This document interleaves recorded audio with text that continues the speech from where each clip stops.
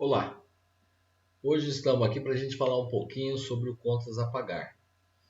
Vamos falar os principais processos, né, resumidamente, e contamos aí com a sua presença.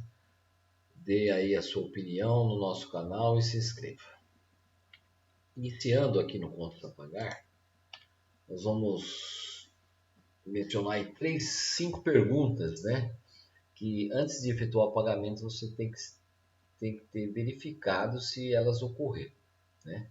Então, saber quem comprou, se está dentro da alçada daquela pessoa, se aquela pessoa autorizada de comprar, quem autorizou aquela compra, quem recebeu, isso é importante, que muitas vezes é um equipamento, uma peça, um imóvel, não foi instalado, não foi, você já está pagando. Né? Então, quem recebeu, se está dentro daquela condições contratada. Validação fiscal, isso é importante, principalmente prestação de serviço, que tem retenção. Então é importante que o departamento fiscal, contabilidade, escritório contábil, valida a questão da retenção, se tem ou não, e quais são os valores, que você vai pagar a diferença entre o valor pago, né, e o imposto retido, e como e para quem pagar. Né? Então, daquilo que foi contratado, quem é o fornecedor, como que eu vou pagar na conta corrente, boleto, tem algum desconto financeiro, tem alguma, é parcelado, não é? Enfim, quem pagar, que é a pessoa que é o fornecedor. Então, essas cinco perguntas sempre tem que estar em mente, né, dentro do responsável, dentro daqueles que trabalham dentro do contas a pagar. Tá. No fiscal, que nós estávamos falando, também tem a questão da validação, a classificação da despesa, porque o sistema se controlar, isso é muito importante. A pergunta é a seguinte: com que gastei? Ou seja, é uma despesa fixa, uma despesa variável? Trata-se de uma despesa ou de estoque? É, então, se é uma conta de energia, ele vai para a despesa de classificação de maneira correta, se é uma de pessoal, de folha, enfim, essa classificação contábil é muito importante.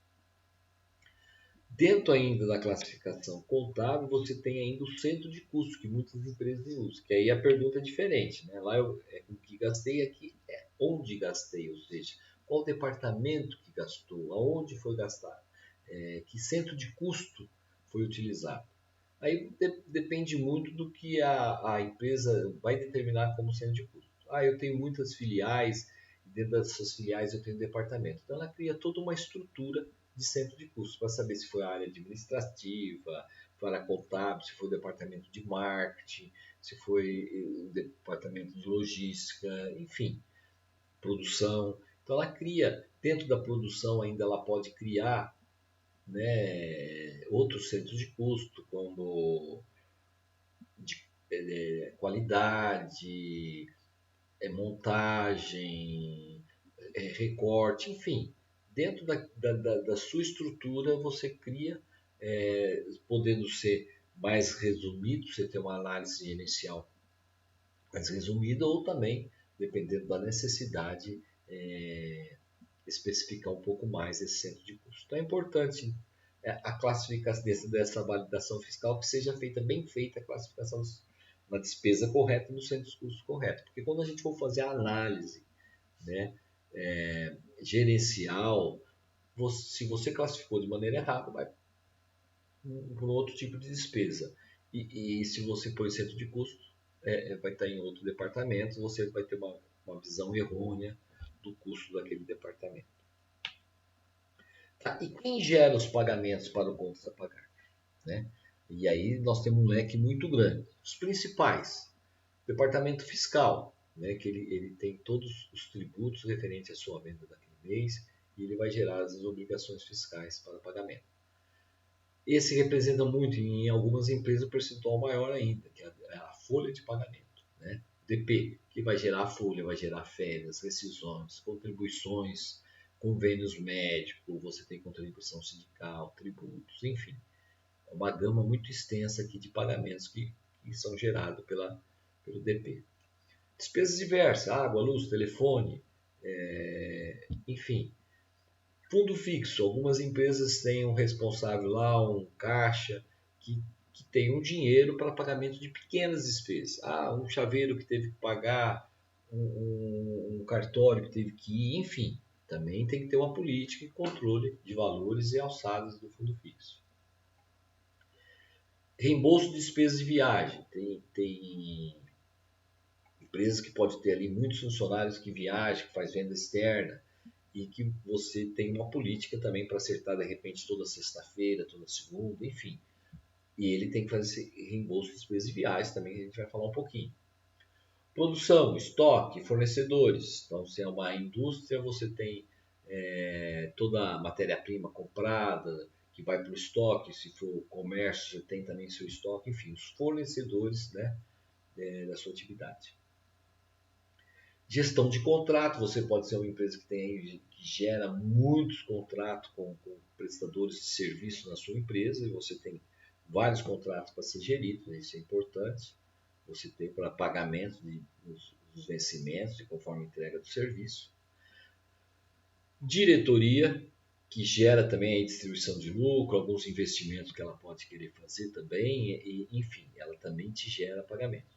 Aqui só não pode confundir os pagamentos da pessoa física, né, que muitas vezes ele joga lá dentro do financeiro para ser feito também. Ele tem que ser tratado à parte, de forma diferenciada e na conta da pessoa física. Isso é importante. E o comercial. Mas o comercial não gera venda? Sim, gera venda, mas você pode ter uma devolução de alguma venda que já obteve o pagamento e não foi concluída, e você vai ter que fazer a devolução e o pagamento disso também. Então aí são os principais pagamentos que são gerados por setores diferentes. Lembra que a gente falou que tem vários setores que trabalham muito próximo à área financeira? Sim, e esses são os principais. Tá. Então vamos lá. Contas a pagar. Então todos esses pagamentos gerados, depois feito toda essa validação, 5 perguntas, ok, dentro do sistema operacional. Qual é a forma de pagar eles? Então nós vamos falar um pouquinho da forma. Então eu posso pagar eles ou em dinheiro, através do fundo fixo, não é a maneira mais adequada, mas existem algumas despesas que são pagas em dinheiro. Em cheque, que também pouco usado, mas algumas empresas ainda utilizam. E pagamento eletrônico, pode ser usando aí o Internet Bank, o DDA, arquivo KNAB, que a gente vai falar um pouquinho, né? Falar um pouquinho dos comprovantes desses pagamentos, principalmente aqueles gerados pela internet. Falar um pouquinho da documentação também, que tem que ser guardada, né? E também posso pagar como? Através de depósito. TED, DOC, o Pix está entrando agora no mercado, né? Que é um pagamento aí automático, 10 segundos vai estar transferido de uma conta para outra, inclusive de domingos e feriados, né? E vamos falar um pouquinho sobre pagamentos concentrados, um pouquinho do fluxo de caixa e processos de compra. Então vamos lá, o fundo fixo. O que é o fundo fixo? É um dinheiro aí reservado que pode ficar com caixa, geralmente separado do caixa recebimento, é um dinheiro à parte, né? Que o funcionário vai estar utilizando para pagar pequenas despesas. Então é importante você estabelecer o que é essas pequenas despesas e ter um comprovante de pagamento. Por quê? Como é pago em dinheiro, você ou tem um recibo, uma quitação, uma assinatura do fornecedor que recebeu. E geralmente para pequenas despesas, aquelas emergenciais de valores baixos do dia a dia. E tem que ter um comprovante legal. O cupom, a venda ao consumidor, não vai te servir como um documento legal. Você tem que ter uma nota fiscal devidamente emitida. Tá. O fundo fixo e sua utilização, né? Então você estabeleceu uma política, o valor, quem é o funcionário responsável, quem vai prestar conta. Então ele tem lá a atribuição do saldo, a utilização desse fundo fixo para pagamentos conforme política já pré-definida, e chegando um período que ele já gastou, por exemplo, R$1.000, ele já está lá com 800, ele vai prestar conta para o financeiro para receber um reembolso dessas despesas. Ele entrega as despesas para o financeiro, né? E o financeiro reembolsa aquele dinheiro para ele manter o fundo fixo. Tá? Esse é um processo muito simples, a maioria das empresas utiliza. Tá. Outra forma de pagamento que nós falamos é cheque. Vou emitir um cheque para aquele fornecedor, porque ele não forneceu conta corrente, nem emitir boleto. É um prestador de serviço. Então, alguns cuidados. não deve ser preenchido a máquina eletrônica, porque dá para pagar, né? Ele tem hoje tem aquelas maquininhas específicas para preenchimento, ele deve ser cruzado e nominal. Isso é importantíssimo, né? Para a segurança da empresa. E outro, sempre emitir com uma cópia, e essa cópia também deve estar assinada, certo? Então você sabe quem é o procurador que autorizou, quem assinou aquele pagamento. Ele tem um tempo e um custo maior para você, né, de controle, de emissão, é um risco maior, pode ter desvio, falsificação, pode ter golpes, enfim, não deve ser evitado, né? Hoje, com as novas formas de pagamento, não tem por que ficar emitindo cheque. Então, controlar a numeração. Então, há empresas que têm um volume grande. Para vocês terem noção, trabalhei no centro de serviço compartilhado, onde tinha uma construtora e para cada construtora tinha uma SPE, uma conta corrente. Ou seja, nós trabalhávamos lá com mais de 300 contas correntes. Todas elas tinham teu talão de cheque, então era muito bem controlado o estoque desses cheques, como um inventário mesmo, como um estoque de todas as folhas em branco. Então, controlar a numeração, a quantidade, né? Alguns sistemas controlam isso no sistema importante e mensalmente você está checando esse inventário, ver se está batendo, se não teve nada desviado, nada, e principalmente os cancelados controlar, bater um carimbo de cancelado, e colocando na movimentação contábil para ficar ali registrado, né? Então, recepção do cheque, fazer esse controle, separação do cheque para depósito, aí no caso de pagamento, né? Tratamento dos cheques devolvidos, é importante, e conferência mensal do estoque físico desses cheques em branco. Tá? Os pagamentos eletrônicos, outra forma de pagamento, hoje é mais utilizada, você pode utilizar ela tanto usando o sistema do banco ou o seu sistema. Usando o sistema do banco, nós temos a questão da Caixa, que você vai entrar aqui nas formas de pagamento, né? Nós temos alguns exemplos, aí o Cispag do Itaú, que ele vai te dar todos os pagamentos. Se você tem o DDA assinado, a gente vai falar um pouquinho. E a questão de salários também ele trata em outra página, né? O Bradesco também, lá tem o PagFor do Bradesco, eu já utilizei, muito bom, né? Tanto o Itaú e o Bradesco eu já trabalhei, os dois atendem de uma forma muito boa. Todos os pagamentos que você pode gerar nele também, né? O que é o DDA? Hoje, todos os boletos emitidos, qualquer fornecedor que vai emitir boleto, esse boleto tem que ser registrado com o CNPJ, CPF e o valor. Então isso é importante porque gerou um banco de dados, né? Hoje, quando você assina o DDA, débito direto autorizado, o que acontece? O teu banco vai estar recebendo de todos os bancos, né, dessa base de dados, todos os boletos, todos os títulos emitidos no seu CNPJ. E aí, tudo aquilo que foi emitido, quando você consultar o DDA, ele vai ter lá o boleto, né, digital. Então, aqui você vai estar verificando se você deve mesmo para esse fornecedor, o valor, se está correto. E se for, você clica aqui e vai estar autorizando o pagamento. Ou seja, você não precisa ficar digitando, nem passando a linha digitável, não corre isso do seu boleto que foi falsificado, enfim. É muito seguro e você tem uma noção se alguém está emitindo alguma coisa que não é também devido, né? Então, é muito interessante. E a outra forma é você emitir o seu arquivo direto do seu sistema para o banco efetuar o pagamento. Muitas empresas utilizam, né? Então, você lá gera dentro dos seus sistemas os pagamentos no arquivo KNAB, a gente vai estar falando um pouquinho, transmite para o banco, que vai estar validando, agendando aqueles pagamentos ou cancelando se tiver uma linha digitada errada, alguma informação errada. E depois volta aquele arquivo retorno para a sua empresa, que o seu sistema vai verificar se todos foram agendados, se um ou outro não foi agendado, ele vai te gerar um relatório para você estar reprocessando aqueles pagamentos. É muito vantajoso esse sistema, que você não tem o retrabalho de ficar redigitando no sistema do banco, né? Você pode fazer uma esteira aí de aprovação e ganhando nesse processo. Algumas empresas, para fazer essa transmissão de dados, para não ser numa internet comum, usam a WAN.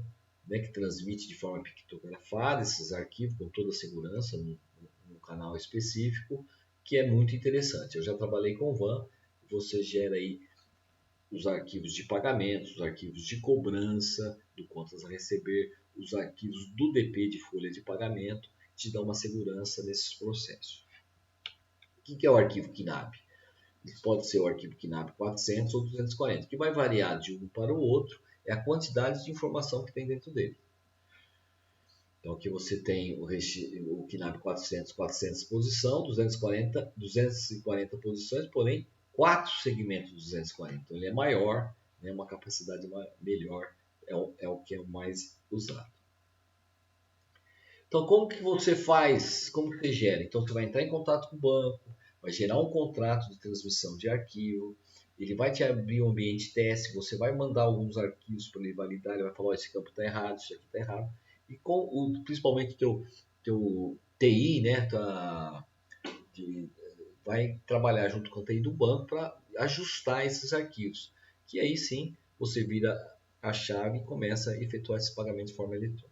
Trabalhava com SAP, a van era a Nexera que fazia as transmissões. Nós gerávamos ali no centro de serviço compartilhado, pagamento mais de 500 empresas, eram praticamente uma agência bancária, né, de movimentação. Então, é muito importante. E aí essa van, você pode criar jobs, né, com um pequeno robozinho ali que gera entre 10 e 10 minutos, ele vem, pega os arquivos que já estão prontos e manda para o banco e gera o retorno.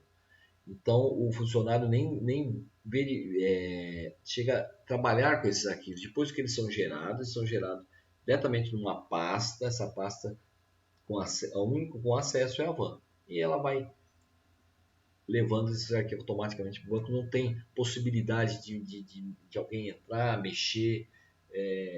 Para empresas grandes, né, é muito interessante esse sistema. Então, vamos lá. Vantagem de você trabalhar com arquivo KNAB. Você só efetua o pagamento daquilo que está já registrado no seu sistema. Porque se não tiver no sistema, não tem como gerar o arquivo. Isso é muito bom e muda aí né, a cultura da empresa. Minimiza as fraudes do pagamento de duplicidades. Né? Você tem uma esteira de liberação e aprovação dentro do sistema. Você pode passar por várias fases a liberação desse pagamento. Né? Porém, a desvantagem é a dependência pelo sistema.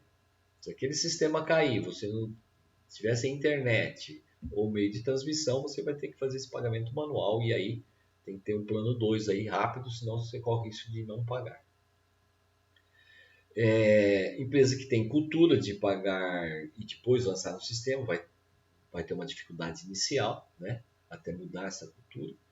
E a questão de gerar comprovantes, isso é importante, porque se o seu sistema não estiver preparado para tratar o arquivo retorno, que pega lá o campo de autenticação e gera um comprovante, porque tem casos, tributos, enfim, que você tem que ter o documento de pagamento lá impresso ou pelo menos em PDF.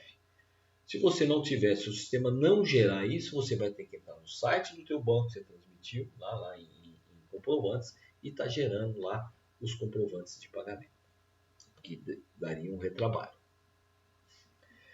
Então, o que a gente, dentro desses processos, né, e dos demais que a gente vai falar, é importante que a gente desenhar esses processos, né, tanto de pedido, compra, uma política, com os setores que vão passar, quem vai aprovar. Então, isso é muito importante. Então, desde o pedido, desde a compra, do recebimento, quem que trabalha, todo recebimento de mercadoria, estoque, material de escritório, limpeza, copa, cozinha, vai ser uma única pessoa, vai ser de departamento distinto, enfim, está bem claro. Né? E essa pessoa está validando.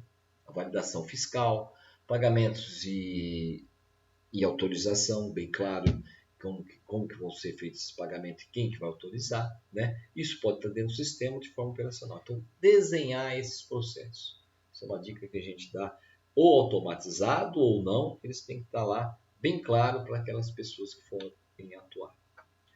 Voltando às formas de pagamento, nós temos lá o boleto. Então, o boleto físico, papel, quando não é utilizado o DDA, ele deve ser pago, né? Tem que ter a leitura aqui do código de barra, se você for pagar ele via internet, se você for pagar ele via banco, enfim.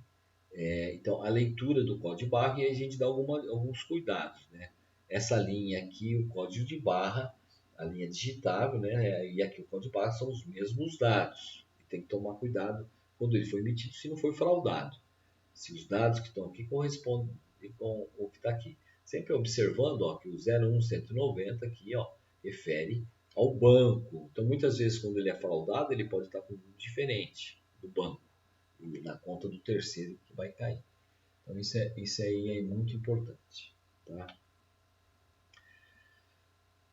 Pagamentos por depósito, ou TED, ou DOC, ou PIX que vai entrar. Cuidado principal, se você está pagando ao respectivo fornecedor emitente da nota fiscal.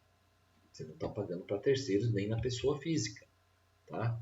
No caso de devolução de pagamentos, principalmente no você recebeu o crédito, gerou uma devolução. Então, o fornecedor está instruindo através de uma declaração recibo que conta ele vai querer para receber aquela quitação daquele pagamento. O que é essa declaração recibo? É um recibo que ele fala que ele dá quitação, né? Ele instrui, ó, que é transferir no banco tal, conta tal, agência tal, valor X referente à devolução do meu pagamento. E aí ele fala que mas eu não vou assinar antes de receber. Né? Então ele põe uma observação lá, esse recibo só terá validade após crédito em conta. Então você tem um documento válido que você está fazendo devolução e ele também fica resguardado. Verificar sempre se tem créditos junto ao fornecedor. Por quê? Você vai fazer um pagamento. Se houve uma devolução parcial, uma devolução total, é importante que você desconte desse pagamento. Ou nem paga se for o caso. Então, as devoluções e créditos aí concedidos junto ao fornecedor, então a importância do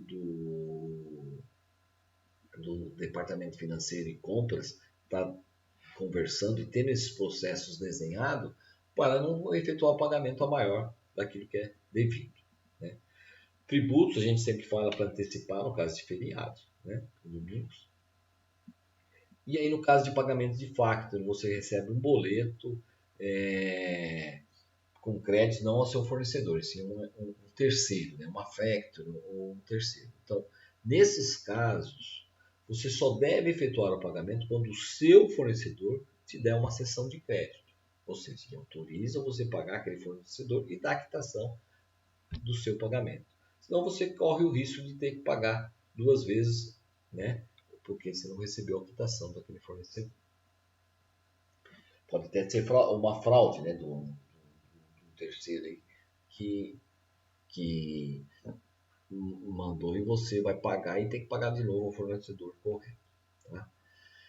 Então, em relação aos pagamentos, nós vamos falar aí de três situações.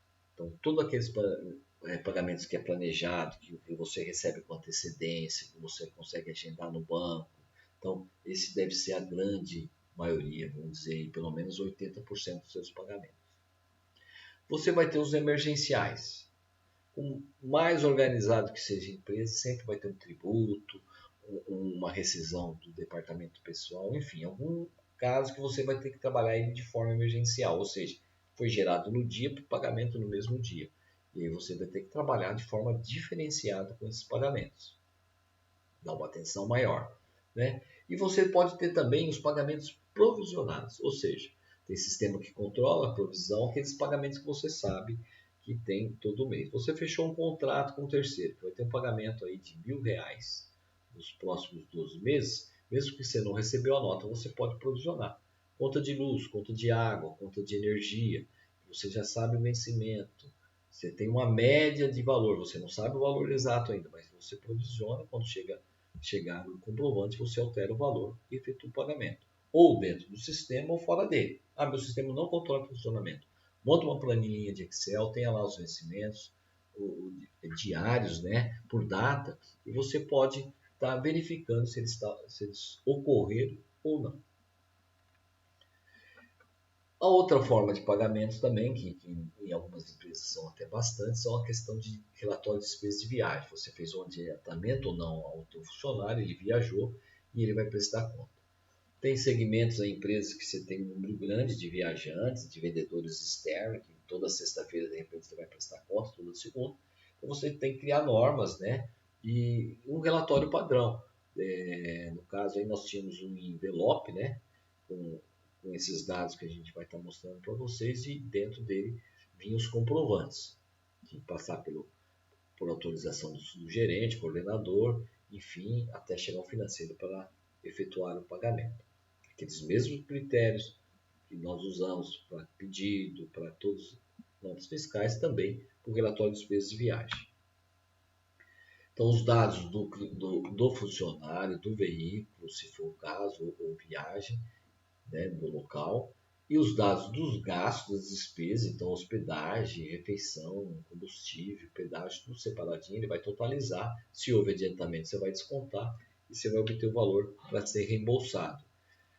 Essa declaração é importante, né, que ele dê, que ele assine, porque ele está recebendo o reembolso daquelas despesas que ele gastou para a empresa, em viagem da empresa. Né?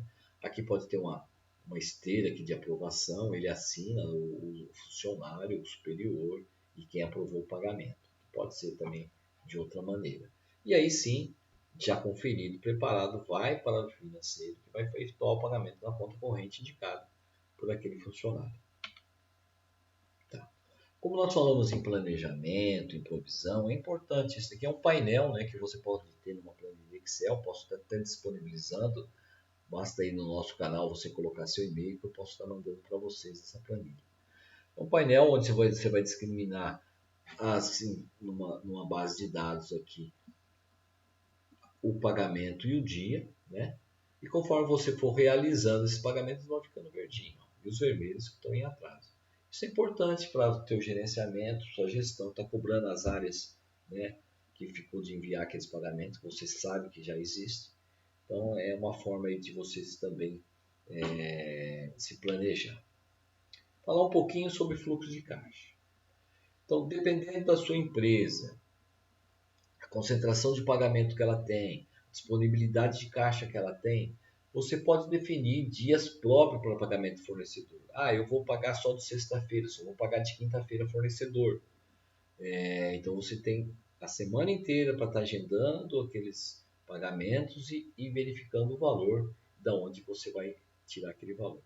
Empresa que tem um capital de giro aí não muito, né, estreito, que tem alguma certa concentração de pagamento, ela pode ter aí disponível aí, junto com seus bancos uma conta, um contrato aí de capital de giro, né, para estar utilizando uma conta garantida, enfim, para estar utilizando nesses dias específicos. Minha empresa ela tem uma concentração grande da folha, que é dia 5, de tributos dia 25, e eu vou gerar meus pagamentos dia 12 e 18. Ok. Então você tem que ter, junto com o departamento de compras, né, estabelecido a concentração. Seus pagamentos de fornecedor tem que ser dia 22 e dia 12, dia 18 e dia 12, enfim, as datas pré-estabelecidas. Isso funciona e é importante, tá? Porque você trabalha aí com um fluxo mais correto e gerando menos juros, né? Menos inadimplência, enfim. É importante você ter essa visão do seu recebimento, né? Qual que é a curva e os dias que você tem uma concentração maior dentro do seu histórico e os pagamentos. E sempre ter um capital de giro para estar podendo cobrir nas datas aí de concentração. Então, depois a gente vai aprofundar um pouquinho mais em capital de giro, e também de fluxo de caixa, mas é importante você definir algumas políticas de acordo com o seu histórico de pagamento e recebimento. Né?